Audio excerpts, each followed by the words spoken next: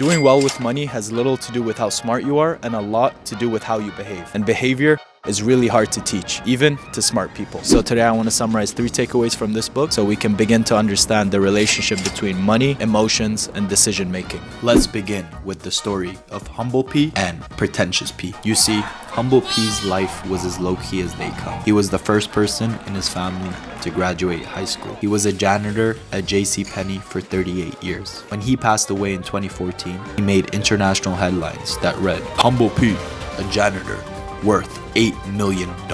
On the other hand, Pretentious P was the bougiest man in town, a Harvard-educated Merrill Lynch executive with an MBA. Pretentious P had a successful career in finance.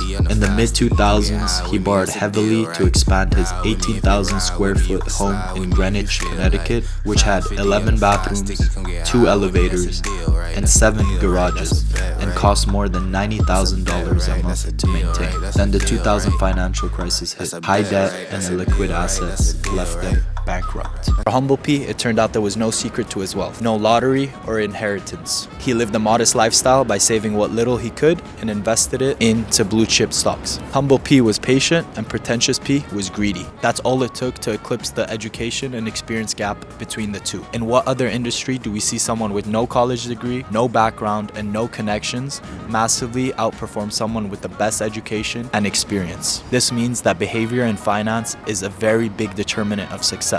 Which brings me to point number 1. Investing has a social component that is rarely discussed, and it has to do with Tylenol. Millions of Americans use Tylenol every year to reduce their fever. Scientifically, we know that fevers are actually really good for us because they help our body fight off infections. So then why do we take pills to reduce fevers? Simple, fevers hurt and people don't want to hurt. Even though many of us know the rational things to do with our money, buy safe stocks, invest in bonds, save money, we don't listen. Why? Because we're human and there are emotional factors at stake. Whether it is the greed of the teenager who wants to become an overnight millionaire or the stressed out parent who needs to put food on the table. So when we contextualize these scenarios, we find out why the mathematically optimal strategy is often disregarded. So the rule of thumb is to learn how to manage your money in a way that makes you sleep at night. Some people want the most amount of money and some people want to be conservative. Define the game you're playing and don't compare yourself to people that are playing other games. Which brings me to point number 2. According to a study done by the University of Michigan, the most powerful common denominator of happiness was having a sense of control in one's life. If you see money as a tool to help you gain freedom, then the highest form of wealth is the ability to wake up every morning and say, I can do whatever I want today. Forget a nice car, house, or expensive clothes, because even though those things might be important to you, there is no replacement to freedom. And that is why saving money is so important, which brings me to the final point. Getting wealthy has little to do with your income or your investment returns and much to do with how much you save. Meaning wealth is just the accumulated leftovers after you spend what you take in.